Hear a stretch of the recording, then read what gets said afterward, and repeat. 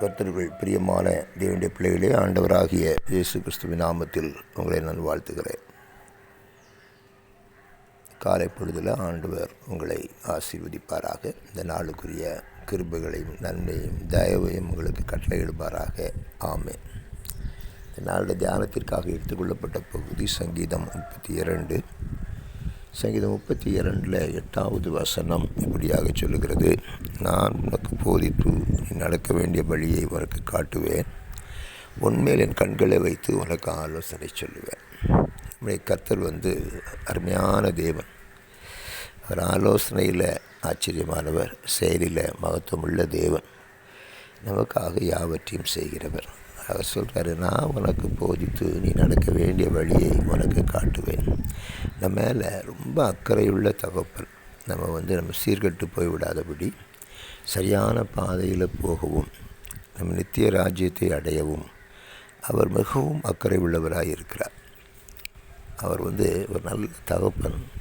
தன் பிள்ளை தான் விரும்புகிறதை செய்ய வேண்டும், தன்னுடைய சுதந்திரத்தை அடைய வேண்டும் என்பதில் மிகுந்த ஜாக்கிரதை உள்ளவராக இருக்கிறார் என்பதை நம்ம பார்க்கிறோம்.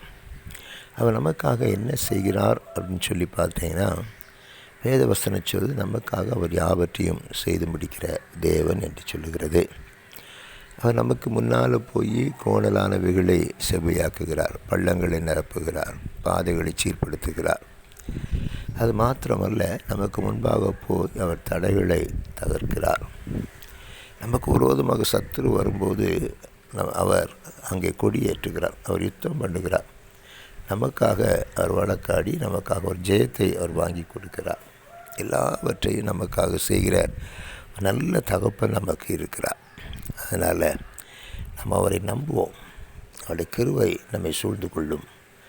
அப்படி நம்ம ஆண்டவருடைய சமூகத்தில் எப்போவுமே அவரை மாத்திரம் நோக்கி பார்ப்போம். தேவனே, எங்களுடைய தேவன், என் நல்ல தகப்பன், நீ சொன்னதை செய்கிறவர், அப்படி எங்களோட வாழ்க்கையில் நிறைவேற்றி தாரும் என்று சொல்லி அவருடைய கரத்தில் ஒப்பு கொடுப்போம்.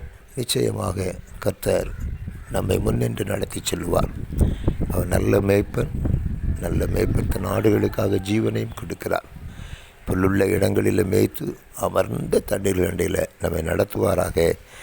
ஆமேன், ஆமேன்.